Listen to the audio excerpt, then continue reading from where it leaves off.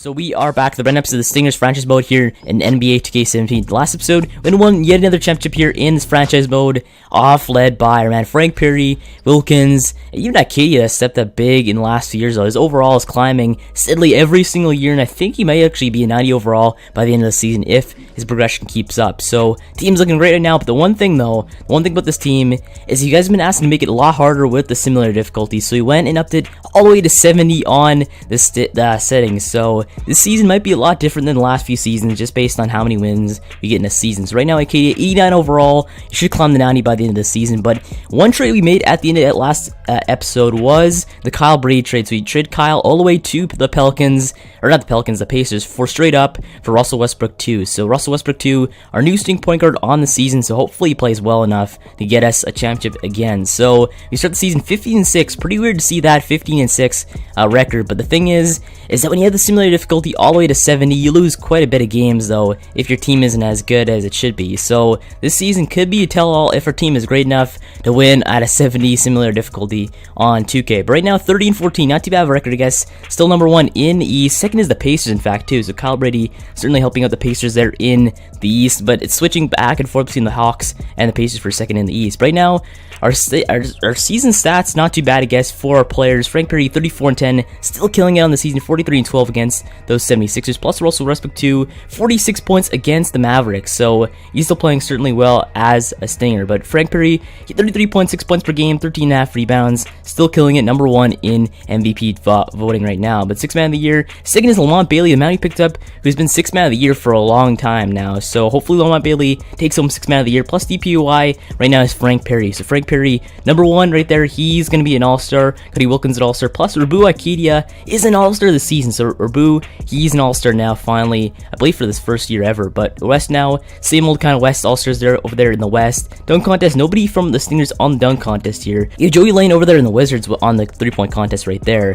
But your stars, we have Don, Hallie, we have nobody on the Stingers as a star or an elite this season, just based on the fact we don't have too many first year or second year players on our team. But Garcino, we either re-sign the man, even though he is injured, he's still a very valuable asset to the team. Plus Randall Hope, why not re-sign him too? So you re-sign both those guys, nobody's gonna be an unrestricted free agent at the end of the season. But Cody Wilkins, he's looking great right there in the All-Star game. Now you get to sim the rest of the season. You're hoping to go and win 60 games once again. Hopefully we can do it this season, as our team right now 51-17 on the season, not too bad of a record, as we're winning quite a bit of games after that All-Star weekend. So our team picked it up here, number one in the East, we clinched it, and now we finished the season with Frank Perry being MVP of the league, 34.1 points per game. He played very well this season to get, I believe, his second MVP of his career. But right now, Frank Perry looking very good as Defensive Player of the Year. He gets it once again, and Andre Drummond gets Coach of the Year once again in this franchise mode. So 95 overall team, 64-18 Stingers, not too bad of a record to end off the season. But right now, take a look at your All-NBA teams. You have Tyler Weaver, Jordan Anderson, Frank Perry, Frank Hopkins,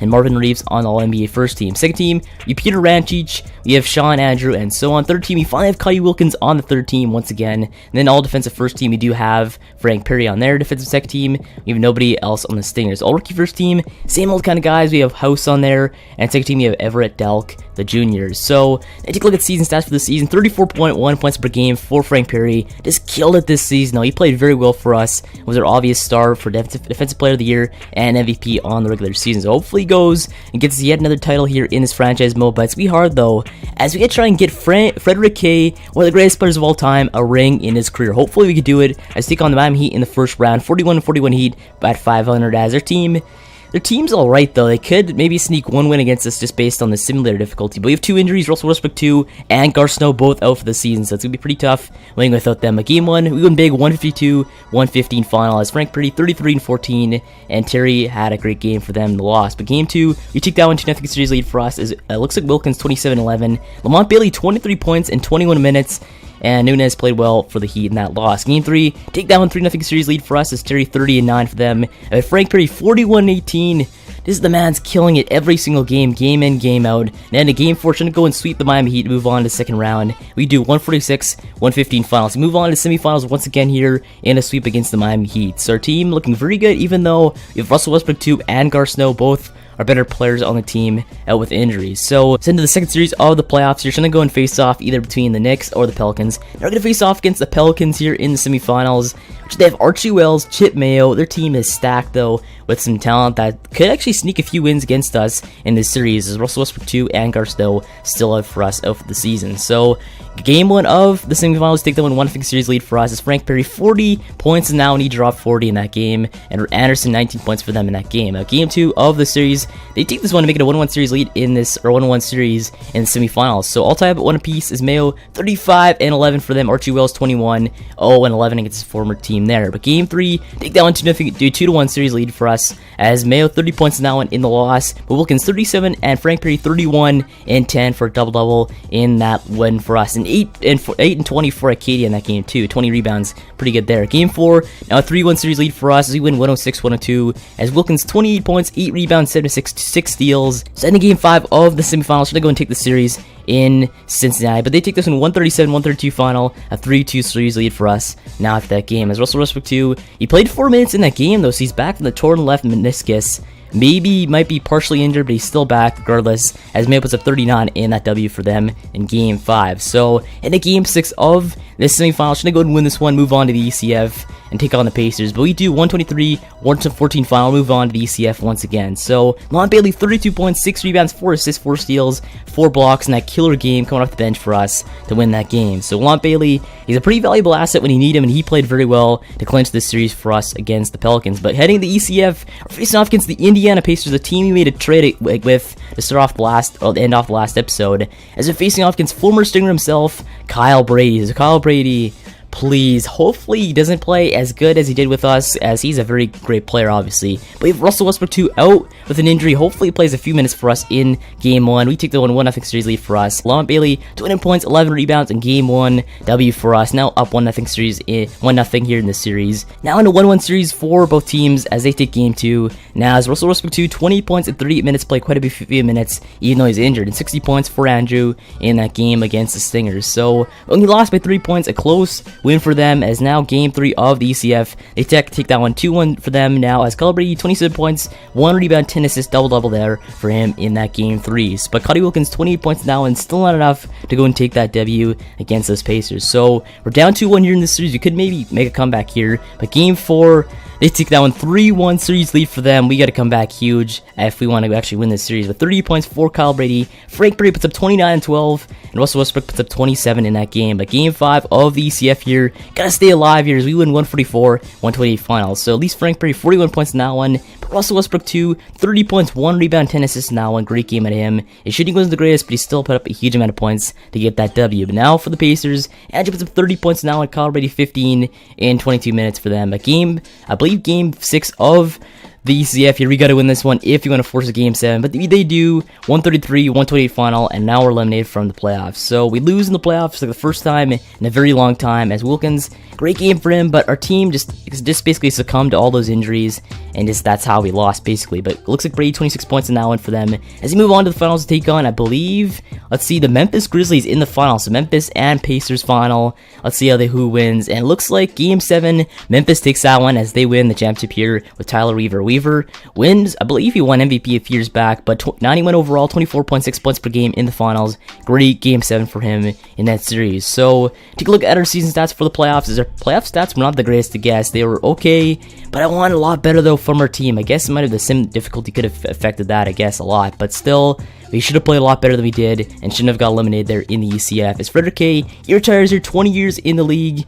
As he retires at 71 overall, he only played like 3 minutes per game, 1.1 points per game for him on the season average, but 29.7 points per game average over his career, over 43,000 points recorded in his career. So crazy season, or crazy career for Frederick K, as he retires without a ring on his finger. So sadly, he does not win a ring in his last year like we did with Bradley Beal Jr., but still, great career though for Frederick K, retiring as a Cincinnati Stinger. But DeMarcus Cousins, he retires same with Junior Cousins there, as both the Cousinses both retired in the same year as coaches. Frederick K retires there and goes on to the Hall of Fame as the only member in this class. So moving on to jersey retirements, we do have one Frederick K from the 76ers, 2034, 2054, 20 years with one team is incredible to see there. As league meetings, we do have no league meetings here. They want to eliminate the draft lottery, but thank God it's not approved. But now head on to the draft lottery, as it looks like Trailblazers take first overall, second is the Spurs, and third is Knights. As we head to the 2055 NBA draft.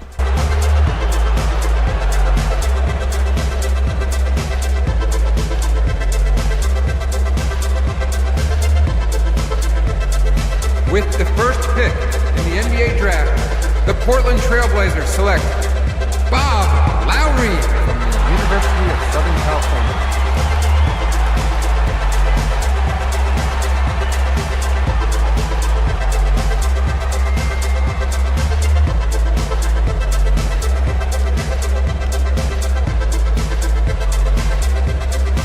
With the second pick in the NBA draft, the San Antonio Spurs select Bill JENSEN from Washington State University.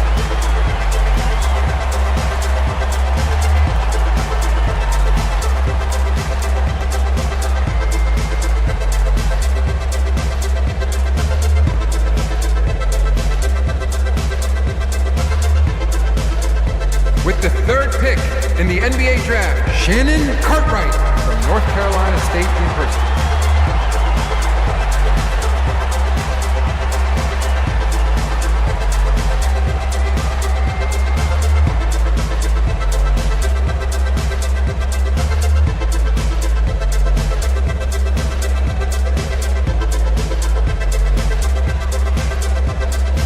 With the fourth pick in the NBA draft, the Los Angeles Clippers select Patrick Madison from the University of Louisville. We have a trade to announce.